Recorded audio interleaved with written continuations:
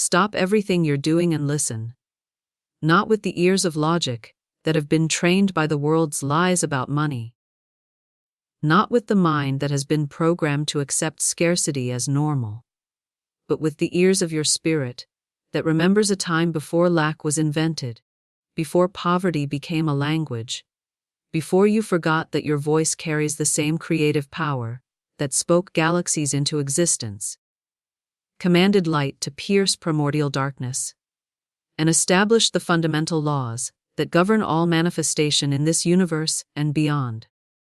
What I'm about to reveal will shatter every excuse you've manufactured for financial struggle, will dissolve every story you've been telling yourself about why abundance belongs to others, but never to you, and will awaken within you a recognition so profound, so earth-shattering, so revolutionary that you'll wonder how you ever lived believing that prosperity was something you had to chase, hunt, pursue, or earn rather than something that chases you, with the relentless passion of divine love seeking its most beloved creation.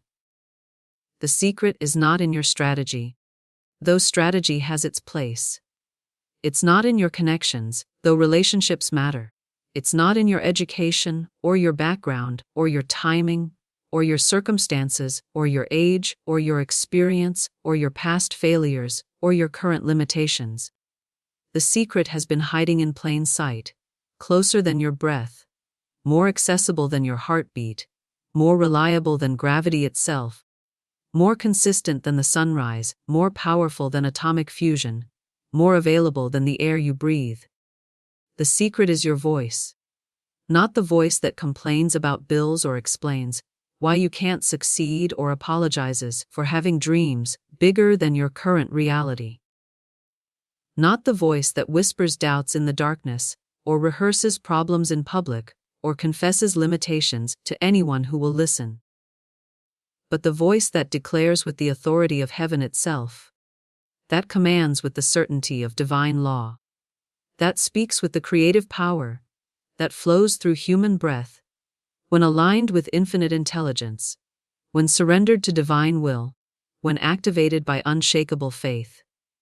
But here's what the world never taught you, what your parents couldn't show you, because they never learned it themselves from their parents, who never learned it from their parents, in an endless cycle of financial ignorance, passed down through generations like a curse that no one knew how to break.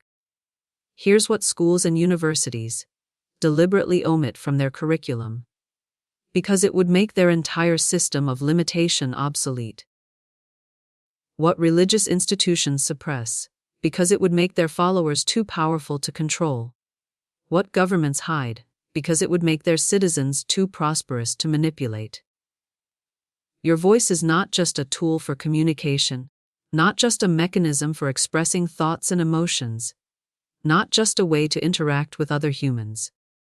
Your voice is a weapon of creation, a scepter of sovereignty, a divine technology so advanced, so sophisticated, so powerful that when properly activated with faith, conviction, and spiritual authority, it can rearrange matter at the molecular level, redirect energy across dimensions, summon wealth from the invisible realm, where all abundance lives in potential, before it takes physical form, and literally alter the fundamental structure of your reality. This is not metaphysical theory, dreamed up by wishful thinkers. This is quantum fact verified by cutting-edge science. This is spiritual science understood by ancient mystics and modern physicists alike. This is the technology of the gods operating through human consciousness, when that consciousness remembers its divine origin, refuses to bow to the illusions of material limitation, and claims its birthright as a co-creator with the infinite intelligence that governs all existence. Listen carefully to what I'm about to say, because this single revelation has the power to end your financial struggle forever, and establish you in a prosperity so profound, so stable, so abundant that lack will become not just impossible, but literally inconceivable in your experience. Money is not hiding from you in some distant vault waiting for you to prove your worthiness. Money is not avoiding you. because of your past mistakes or current circumstances. Money is not reserved for others more deserving, or more connected, or more educated, or more privileged, or more fortunate. Money is waiting for your command, like a faithful servant standing at attention, listening for instructions, ready to obey. Money exists in an eternal state of readiness, responding to the voice that speaks with true spiritual authority, the voice that knows its power and uses it without apology or hesitation or false humility or religious guilt about prosperity. But most people speak to money like beggars speak to kings, with trembling voices and downcast eyes, asking for scraps when they were born to inherit kingdoms. They approach abundance like refugees approaching a foreign government, hoping for asylum instead of claiming citizenship. They say things like, "I hope money comes," or "maybe I'll get lucky," or "if God wills it," or "someday I'll be wealthy," or "I'm trying to manifest abundance," or "I need more money," or "money is so hard to come by." And money, being the perfect servant that it is, the obedient energy that responds to vibrational commands without judgment or favoritism, obeys these weak instructions by remaining distant, by flowing to those who speak with strength and certainty, by responding to authority rather than anxiety, to declaration rather than desperation, to commands rather than complaints, to faith rather than fear. Every single word you speak about money is either a command for increase or a contract with lack. Every sentence about your finances is either a decree of abundance or a declaration of poverty. Every phrase about wealth is either opening the floodgates of prosperity or closing the channels of supply like a valve, being turned in the wrong direction. There is no neutral speech when it comes to abundance. You are either calling it forth with every syllable, or pushing it away with every sound that crosses your lips. The moment you understand with absolute clarity that your financial condition is not the result of external circumstances beyond your control, but the direct consequence of your vocal vibration, everything changes in your reality. The moment you realize that your bank balance is not determining your words, but your words are determining your bank balance, you'll never again allow poverty language to cross your lips without immediate correction. The moment you comprehend that you are not a victim of economic conditions, but the creator of your economic reality through the deliberate and consistent power of your spoken word, you'll take full responsibility for what you've been unconsciously creating and full authority over what you're now consciously manifesting. Let me tell you about Sarah, a woman who discovered this truth when her world was crumbling around her like ancient walls unable to withstand the earthquake of spiritual revelation. She had lost her job of 15 years to corporate downsizing. Her savings were completely depleted after months of unemployment. Creditors were calling hourly with increasing aggression and threats of legal action. And she was 4 months behind on her rent, with eviction notices piling up on her kitchen table, like autumn leaves of financial destruction. Her car had been repossessed. Her credit cards were maxed out and canceled. Her family had stopped returning her calls because she had borrowed money from everyone who would listen. Her friends avoided her because every conversation became a recital of her problems.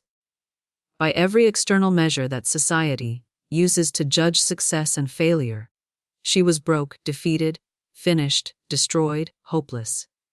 But something inside her, some ancient knowing that predated all her circumstances, some eternal truth that existed independent of her temporary conditions, some divine spark that could not be extinguished by material appearances, refused to accept this reality as final. She refused to bow to appearances. She refused to surrender to the tyranny of temporary conditions. She refused to let her current situation define her future possibilities. One morning, as she sat in her empty kitchen, with nothing but tea bags and hope, surrounded by unpaid bills and threatening notices, staring at an eviction notice that gave her 72 hours to vacate the premises, She made a decision that changed everything in her life.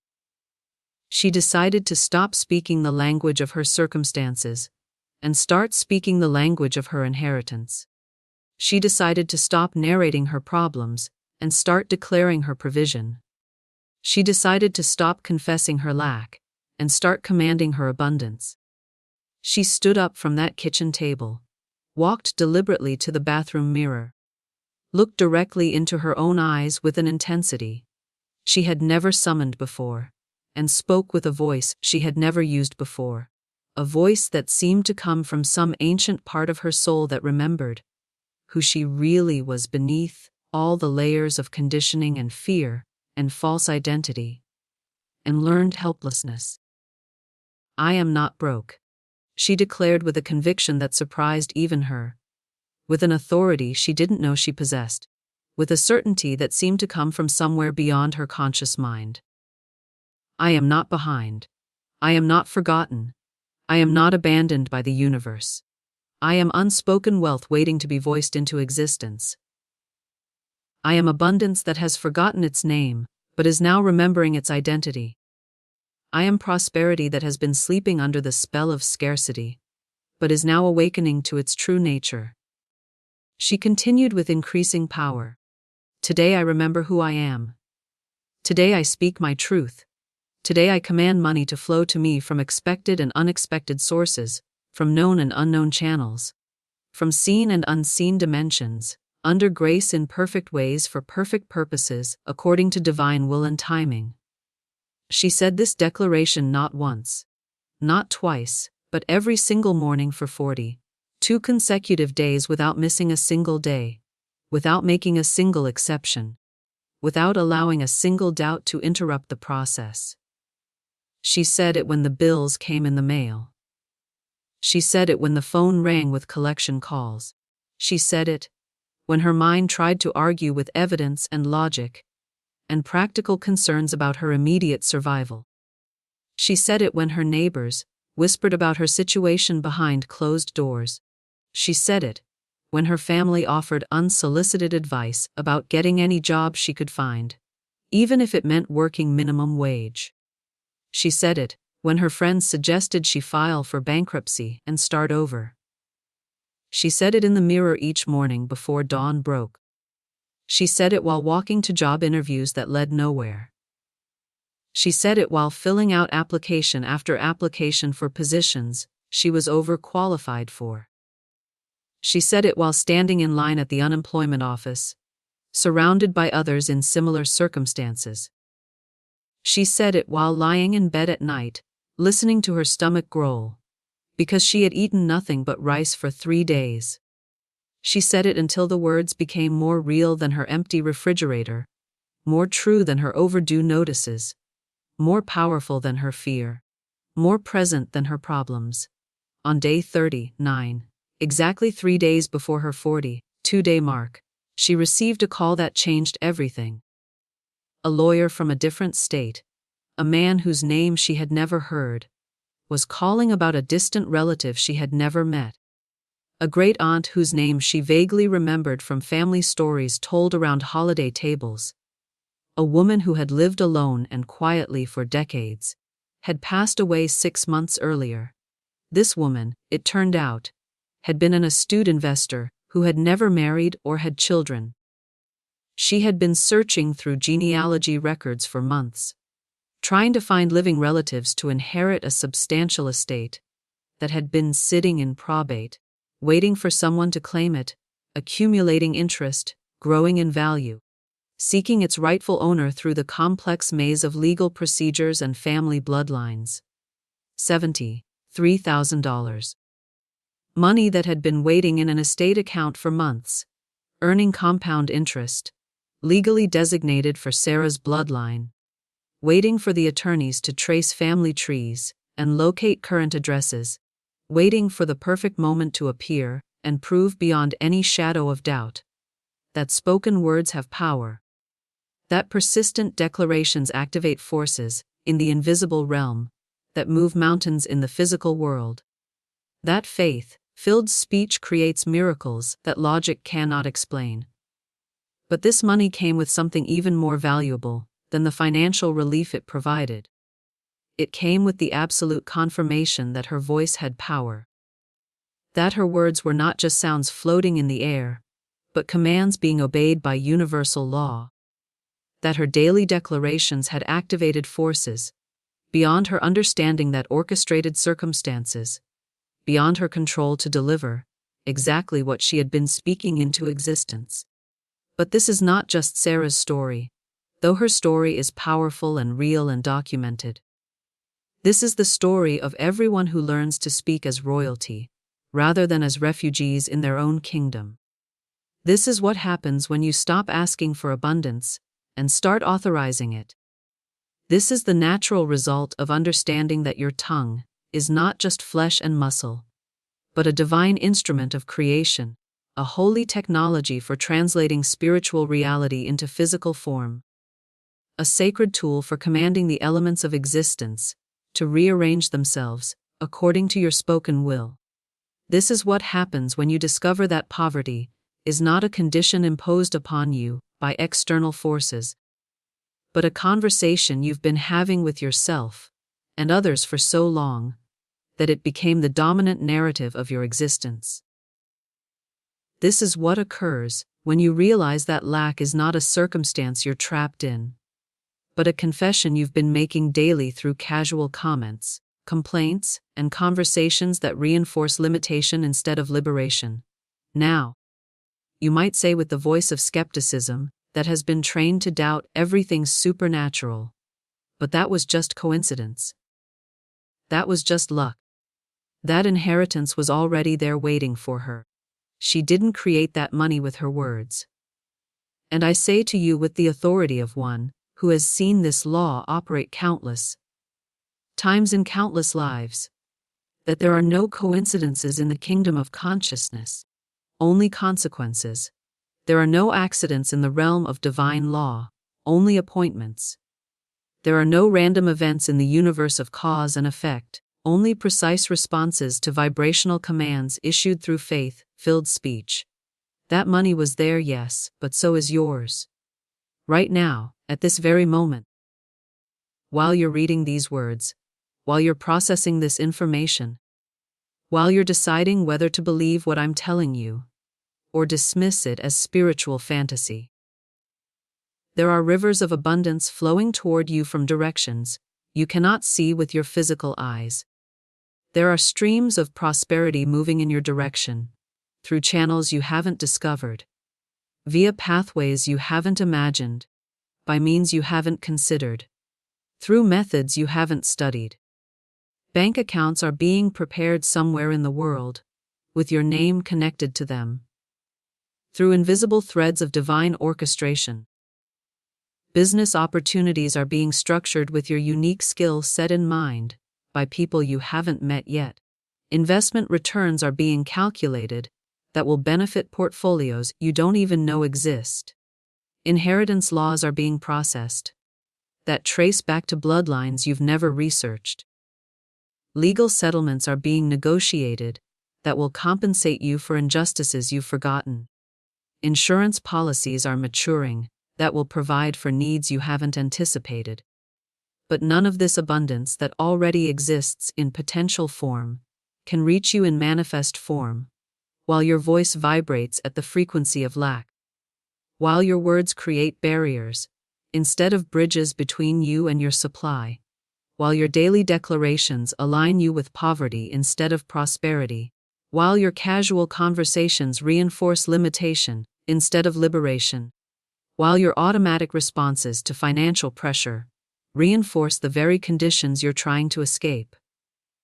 Every time you say with casual unconsciousness, "I can't afford it," you send out a vibration that repels the very thing you desire like a force field of lack.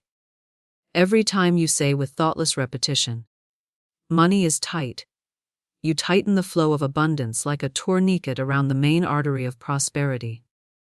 Every time you say with habitual resignation, "I'm broke," you break the golden thread that connects you to your supply, like cutting a lifeline to a drowning person. Every time you joke about being poor, You invoke the law of attraction to confirm your jest as reality, because the universe has no sense of humor when it comes to your spoken commands. These are not just words floating harmlessly in the atmosphere, like dandelion seeds on a summer breeze. These are commands with the force of spiritual law behind them. These are decrees that set universal machinery in motion. These are spiritual legislation that the universe has no choice but to obey, because the law operates with mechanical precision, regardless of whether you understand it, believe in it, or even know it exists. But when you say with conscious intention and unwavering faith, money flows to me effortlessly from multiple sources. You create a channel as real as any river, carved through stone by centuries of water flow.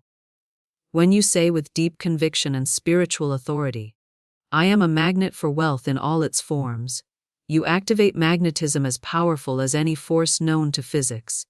When you say with absolute certainty and divine confidence, abundance is my natural state of being, you align with the fundamental truth of who you are beneath all the layers of conditioning and fear and false belief that have been covering your divine nature like dust on a mirror. The science is becoming clearer every day. Though most scientists don't fully understand what they're measuring when they study the effects of sound and vibration on matter, consciousness, and reality itself, your vocal cords produce vibrations that extend far beyond the sound waves your ears can detect. These vibrations create measurable patterns in what quantum physicists call the field, the invisible matrix of pure potential from which all physical reality emerges like photographs developing in a cosmic darkroom. When you speak with genuine emotion, with unshakable conviction, with passionate faith, with absolute certainty about your divine right to abundance, you send ripples through this quantum field that rearrange the very fabric of possibility around your life like a stone thrown into still water, creating ever expanding circles of influence. This is why Scripture declares with absolute authority, death and life are in the power of the tongue. This is why every ancient wisdom traditions speaks reverently of the creative power of sound. From the sacred Aum of Hinduism, that represents the fundamental vibration of creation, to the creative word of Christianity, that brought all existence into being, to the holy mantras of Buddhism, that transform consciousness through repetition, to the mystical incantations of indigenous traditions, that call forth healing and provision. This is why speaking in tongues opens supernatural doors that natural language cannot access. Why mantras work across cultures and centuries to produce predictable results. Why affirmations transform lives when spoken with genuine faith, rather than mere mechanical repetition. Why prayers spoken with authority create miracles that prayers whispered in doubt cannot produce. Sound is not separate from creation as most people assume. Sound is the method of creation itself. Sound is how the invisible becomes visible, how the potential becomes actual, how the spiritual becomes material, how the eternal becomes temporal. In the beginning was the Word, and the Word was with God, and the Word was God. And without the Word was nothing made that was made. This is not religious poetry composed by primitive people who didn't understand science. This is scientific fact described in spiritual language by those who understood the deepest mysteries of existence. But here's where most people go wrong in their abundance journey, where they sabotage their own prosperity before it can manifest, where they abort their financial miracles in the early stages of development, like pulling up seedlings to see if the roots are growing. They treat their abundance affirmations like wishes tossed into a cosmic wishing well, instead of laws that govern the universe. They speak them softly, tentatively, hopefully, like children asking for permission, instead of kings issuing royal decrees. They say, I am wealthy, with the same doubtful energy they'd use to say, I hope it doesn't rain tomorrow on my picnic. They're using the right words, but broadcasting the wrong vibration. Like trying to start a Ferrari with the key to a bicycle lock, like attempting to access the internet with a rotary phone, like trying to fly a jet with the engine of a lawnmower. The words themselves are powerless without the consciousness behind them, meaningless without the conviction that gives them life, useless without the faith that activates their creative potential. True abundant speaking is not hopeful but authoritative, not requesting but commanding, not wishful thinking but spiritual legislation, not positive thinking but divine declaring, not trying to convince the universe, but announcing what already exists in the realm of infinite potential. When you say with complete conviction, total faith, unwavering certainty, and absolute knowing, I am the steward of infinite wealth. You're not trying to convince the universe of something that might be true if you're lucky. You're announcing something that is true in the realm of spirit, and commanding it to manifest in the realm of form, according to divine law and perfect timing. You're not asking permission from a distant deity. You're taking authority as a divine being having a human experience. You're not making requests to a cosmic butler. You're issuing decrees as a co-creator with infinite intelligence. You're not hoping for results from benevolent forces. You're expecting obedience from universal law. You're not wishing for change in your circumstances. You're commanding transformation in your reality. Let me share with you the 7 distinct levels of abundant speaking, because identifying where you currently operate determines what you attract into your experience, and what you attract determines the life you live, and the life you live determines the legacy you leave for future generations. Level 1 is victim speaking, where unfortunately most people live their entire lives without ever realizing they're creating their own poverty with their own mouths, digging their own financial graves with their own tongues, building their own prisons of lack with their own words. I can't afford it. Money doesn't grow on trees. I'm not lucky like other people. Rich people are greedy and corrupt. Money is the root of all evil. The economy is terrible and getting worse. Jobs don't pay enough to survive. Everything is so expensive these days. I never have enough no matter how hard I work. I'm always behind on my bills. At this level, you're not just broke financially. You're energetically repelling wealth, with every word like a force field of limitation. Building walls of scarcity, with every sentence like a prison constructed from sound. Creating cages of lack with every conversation like invisible barriers that keep abundance at a distance. Level 2 is hope speaking, which sounds more positive but is still fundamentally powerless. I hope things get better eventually. Maybe I'll win the lottery someday. If I work hard enough for long enough, perhaps I'll succeed. Someday I'll be wealthy when my circumstances change. Things have to improve eventually, because they can't get much worse. I'm trying to think positively about money. Maybe my luck will change if I'm patient. This is slightly better than victim speaking, because at least you're not actively cursing your financial future. But hope without authority is just sophisticated worry dressed in prettier clothes. Polite desperation, wearing a Sunday outfit. You're still positioning yourself as powerless, waiting for external forces to change your condition. Dependent on circumstances beyond your control. Victim to timing you cannot influence. Level 3 is positive speaking, where most spiritual people get stuck and plateau in their manifestation journey. Like climbers who reach a comfortable ledge and never attempt to scale the summit. I think positively about money every day.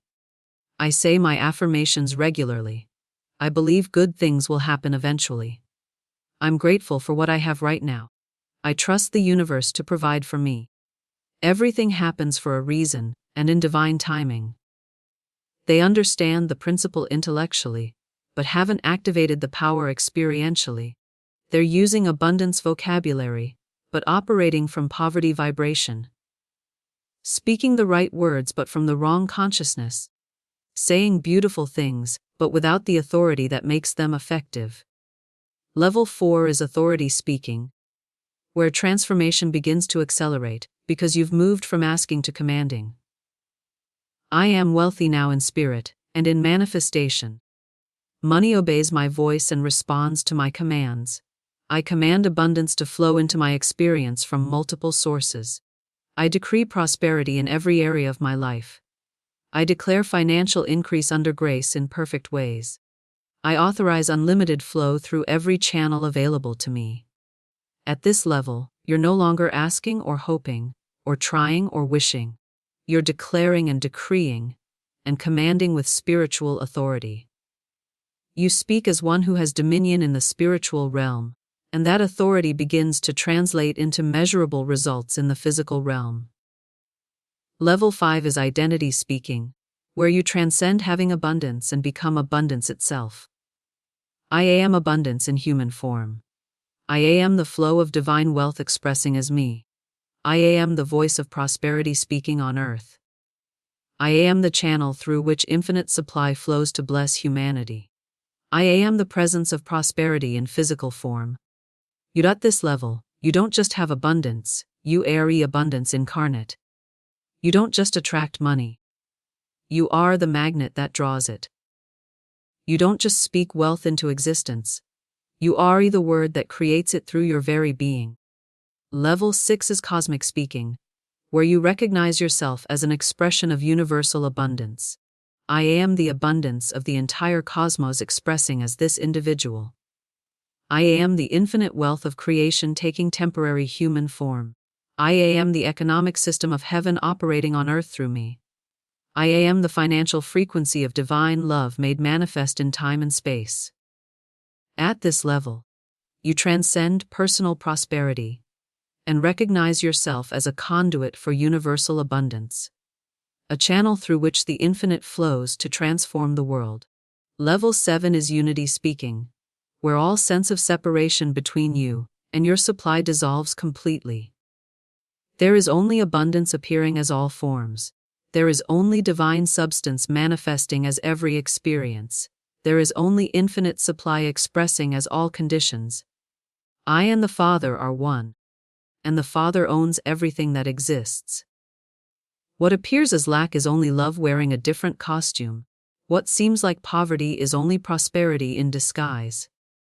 At this level, you see through the illusion of separation between you and your source, recognizing that you and abundance are one, and the same eternal reality appearing as temporary forms. The difference between these levels is not intellectual knowledge, but embodied consciousness. Anyone can memorize the words and repeat them like a parrot. Only those who embody the truth behind the words can activate their creative power. Only those who speak from their being rather than their hoping, from their identity rather than their aspiration, from their knowing rather than their learning, can command reality to rearrange itself according to their declarations. Your voice is your victory over limitation. Your words are your wealth, creation technology. Your speaking is your success system operating at the speed of sound. Use it with reverence for its power. Trust it with confidence in its effectiveness. Honor it with consistency in its application. And watch in amazement as the universe rearranges itself to match the magnificence of what you've declared with unwavering faith. For in the beginning was the Word, and the Word was with God, and the Word was God. And that same creative Word lives in you, speaks through you, and creates with you when you align your voice with divine will, and speak with the authority of heaven itself. Speak, beloved child of infinite abundance. Speak, and let there be wealth in your experience. Speak, and let there be prosperity in your affairs. Speak, and let there be more than enough for every dream, every goal, every desire that's aligned with your highest good, and the blessing of all creation. The kingdom of abundance is not coming someday, in some distant future when conditions are perfect. It's here now, waiting for your voice to call it forth from potential into manifestation. Will you speak it into existence? Will you command it into your reality? Will you declare it into your experience? The choice is yours alone. The power is yours completely. The voice is yours uniquely. The abundance is yours eternally. Speak it, claim it, live it, now and forever.